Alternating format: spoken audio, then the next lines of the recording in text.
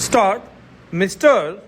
Chairman, I think the Honorable Minister would have done well if he had explained to the House the changes made by the Joint Select Committee in the bill.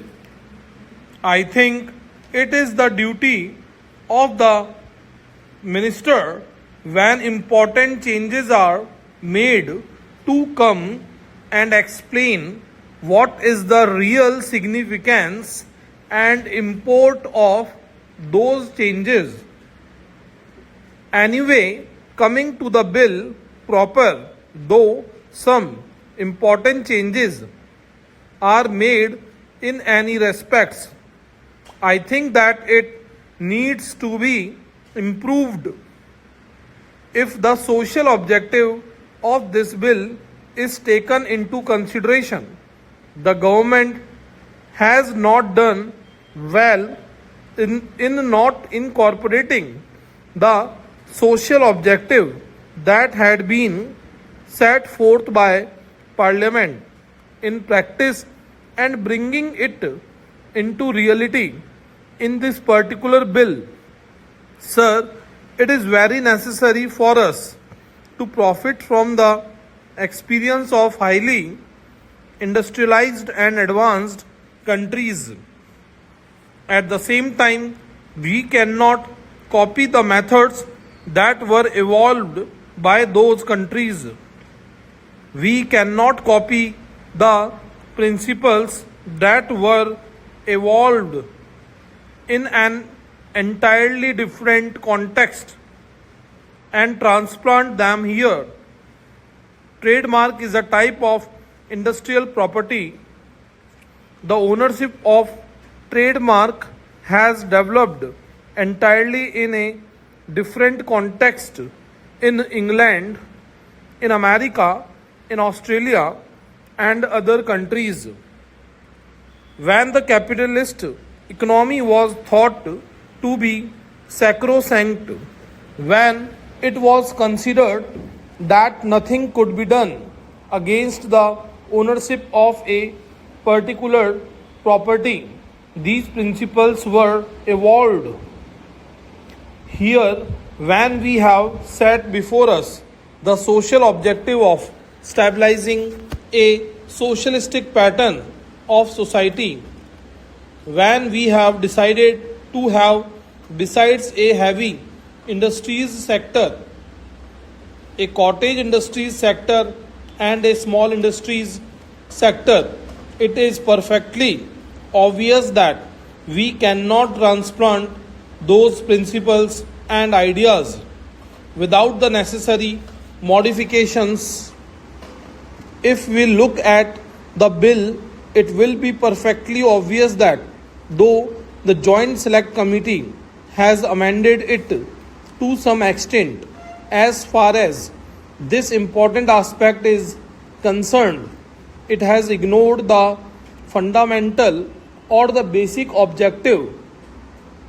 Let me illustrate my point. Here, as I have just now informed the House, our social objective is to establish a socialist pattern of society. But we also envisage a heavy industries sector, a cottage industries sector, and also a small industries sector. Accordingly, we visualize production to take place not only in the big mills owned either by the state or by the big capitalist, but also in cottage industries and small scale industries. Many attempts were made on behalf of the local industrialists to manufacture matches, but they could not withstand the competition. One of the weapons in the hands of those big monopoly companies is to use the trademark to browbeat these manufacturers and harass them. This is not the only measure to curb these big monopolists, these foreign monopolists. We should see that this particular trademark does not become a weapon in the hands of those big monopolists to browbeat the small industries list. Sir, that devoted follower of Gandhiji and the present member of the All India Khadi and Village Industries Board, Shri Satish Das Gupta, has brought out in his brochure, which I think was circulated to all the members of parliament, as to how these big monopolists are endangering the very existence of small industries, and that too especially of the handmade and cottage industries.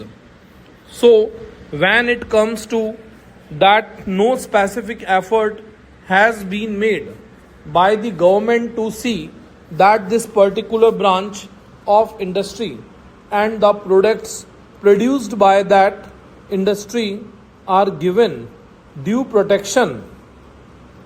When we brought it to the notice of the ministry that in order to protect these products of the cottage industries and the small scale industries, some specific provision should be introduced in respect of zonal registration, our request was refused.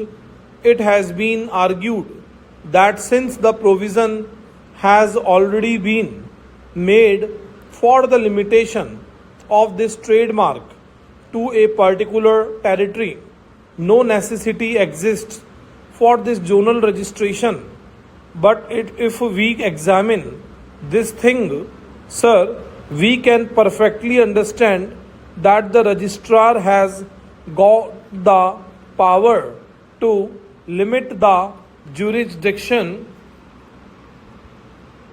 of a particular registration to a particular territory. By that, the small manufacturer does not derive any benefit. So we suggested that some scheme for registering these small scale products should be evolved, and it should be called zonal registration. There are many manufacturers who produce for the local area and whose produce is consumed locally. There are many varieties of BDs. There are many varieties of food stuff which are locally manufactured and which are also locally consumed. These people are mainly interested in seeing that their trademark is registered and limited to a particular extent. So producers are not interested in all India circulation or an all India market, but they are mostly interested in their local consumption. Some provision must be made for such people to register their trademarks, limiting their jurisdiction to their particular zones. Then, sir, coming to the question of jurisdiction, it has been stated that the jurisdiction should be extended to the High Court's stop.